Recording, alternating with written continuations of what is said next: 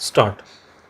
Sir, we have lived our lives in whatever way we have been able to live, but we have to see to the future generations that they grow up as useful citizens and they do their best for the benefit of the country, for the progress of the country, and for the secular and other ideals that we want to inculcate in our constitution. Stop.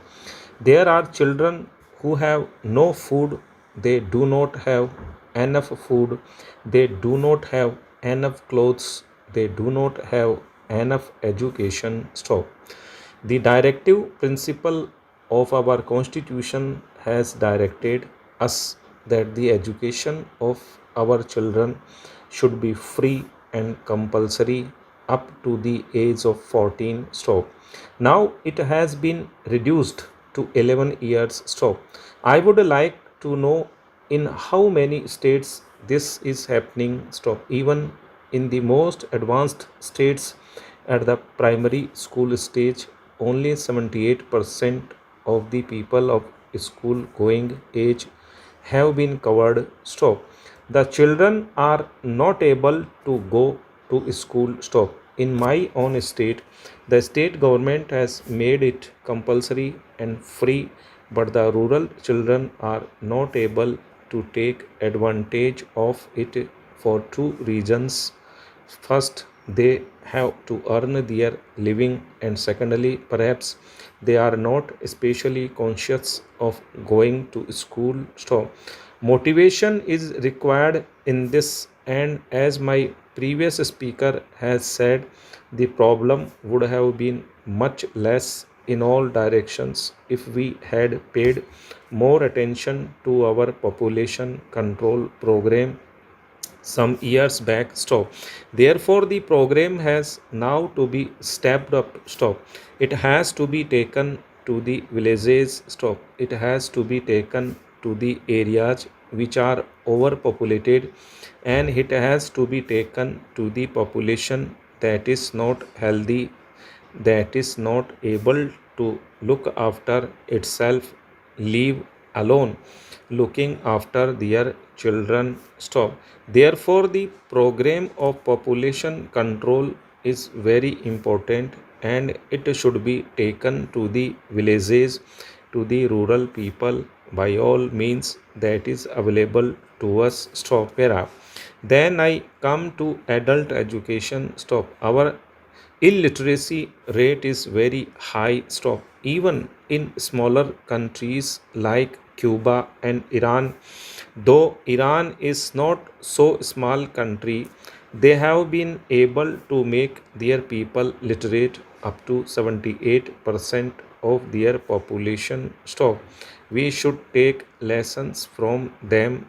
We should devote more time, more attention to this matter. Stop. Voluntary organizations also should come forward, and our center should pay more attention to it so that they can make our people literate in whatever way that is possible in the villages. Stop.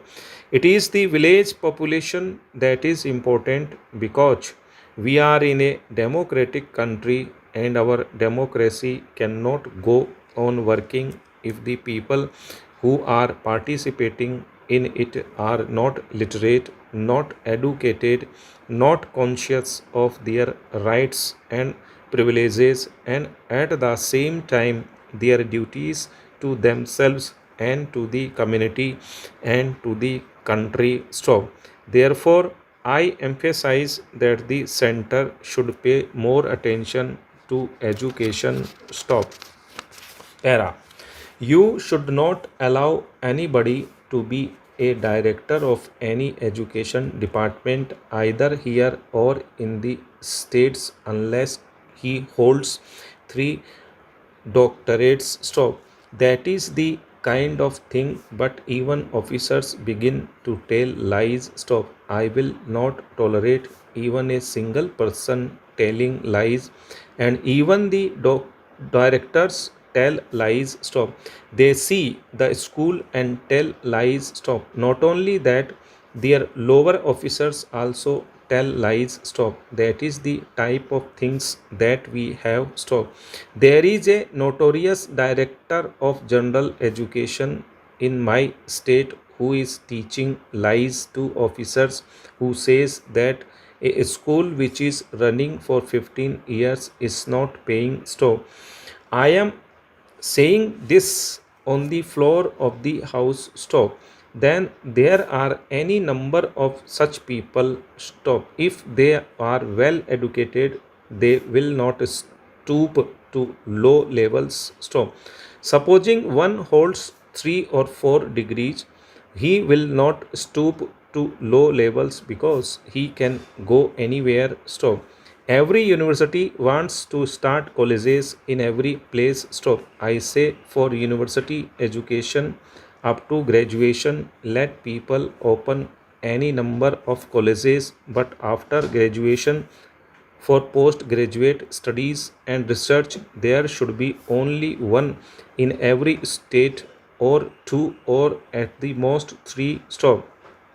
Do not allow every college to have postgraduate teaching and frustrate its funds and frustrate its energies. Stop.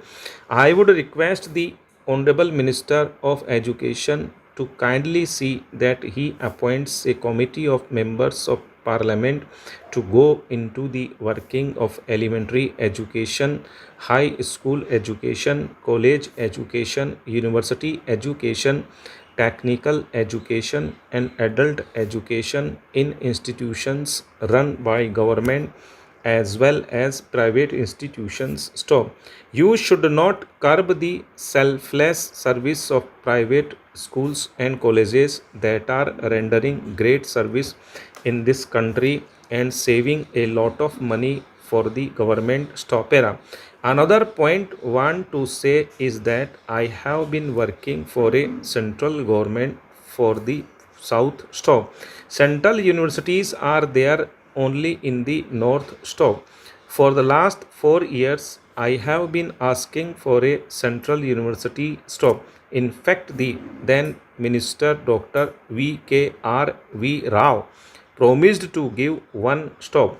Now a reasonable person has become minister. Stop. They are going to set up one for a small state like Pondicherry. Stop. I would request the honorable minister to give us first a central university. Stop. I tell you, a central university in Tamil Nadu will be able to give greater service to Pondicherry and to other southern states. Stop. So the central university should be given to us. Stop. Let us, honorable minister, promise on the floor of the house. Stop. Para. On the question of deterioration in education, quite honestly, I am prepared to accept a blanket charge that there is a deterioration in the quality of education. Stop. What I would concede is that there has been a very vast increase in enrollment at all stages of education, and the extent to which we have been able to balance the increase in enrollment with increase in equipments. Stop.